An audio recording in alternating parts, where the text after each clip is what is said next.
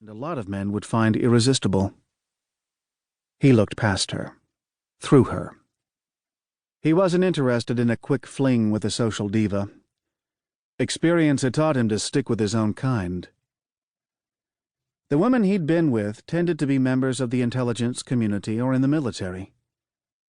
They understood his life and expected nothing more than a shared night or two, a body to warm their bed. Civilian women tended to look into the future after they had sex, and dealing with their misplaced expectations took time and patience he didn't have to spare. His earpiece went off. The package was in his limo, heading to the plaza. "Thanks, Tiny," he said into a small transmitter on his wrist. The ambassador had been receiving death threats, which was how Smith had ended up in a tuxedo at the party. As he scanned the crowd, he didn't expect trouble. The place was crawling with his men. He knew and trusted them all, having handpicked them out of elite military corps. Black Watch was the only place he knew of where former Rangers, Marines, and Navy SEALs could work together without throwing punches. If something went down tonight, they'd work together and do their damnedest to protect the ambassador. Except Smith wasn't worried because he knew something no one else did. The man after the ambassador had been killed about 5 hours ago in a deserted outpost in his native country. Smith had been tipped off by an old friend of his, and considering the source, he was confident the intel was solid. It didn't mean the ambassador was out of the woods, as assassins could be easily replaced, but it decreased the odds of trouble on this particular evening. Despite the reduced level of threat, Smith wasn't any less alert. He knew where all the bodies in the ballroom were, in what patterns they were moving, how they were entering and exiting the space. Even the best intelligence in the world wasn't going to change the accuracy of his peripheral vision or his rapid assimilation of information.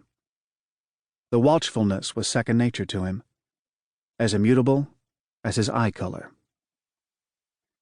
Smith sensed someone approach from behind. He turned and looked down into the worried face of Alfred Alston, the gala's host. The man was a typical social register type, with a full head of prematurely white hair and the requisite horn-rimmed glasses. Smith liked him. The guy had been easy to deal with. "I'm terribly sorry to intrude, but have you seen my wife?"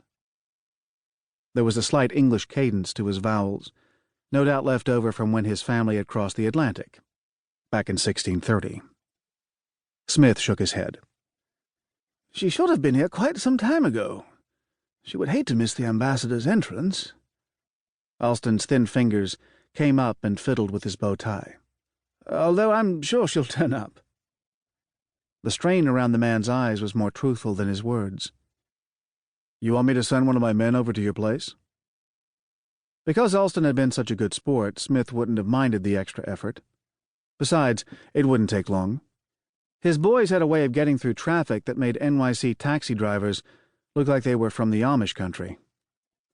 Alston offered a worried smile. "Thank you. That's very kind, but, I wouldn't want to trouble you." "Let me know if you change your mind. The ambassador's on time, by the way." "I'm glad you're here. Kurt Thorndyke was right.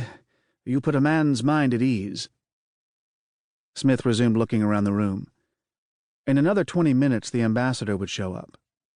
There'd be the requisite photographs and genuflecting, and then dinner would be— Smith's eyes caught on something. Or someone, rather. He stared through the crowd at a blonde woman who had just arrived. Dressed in a shimmering silver gown, she was standing in the elaborate entrance to the ballroom looking too damn radiant to be real. He recognized her immediately, but who wouldn't? The Countess von Chiron. Conversation in the ballroom dropped to a hush as people registered her presence. The social status of the gala, already high, shot through the roof with her arrival, and the crowd's approval was palpable. If these fancy types hadn't all been carrying drinks, they'd have burst out in applause, he thought dryly, as if she were the honoree, not the ambassador. Still, he had to admit she was a looker. With her blonde hair twisted up high on her head, she was a classic beauty with delicate features and dazzling green eyes. And that dress.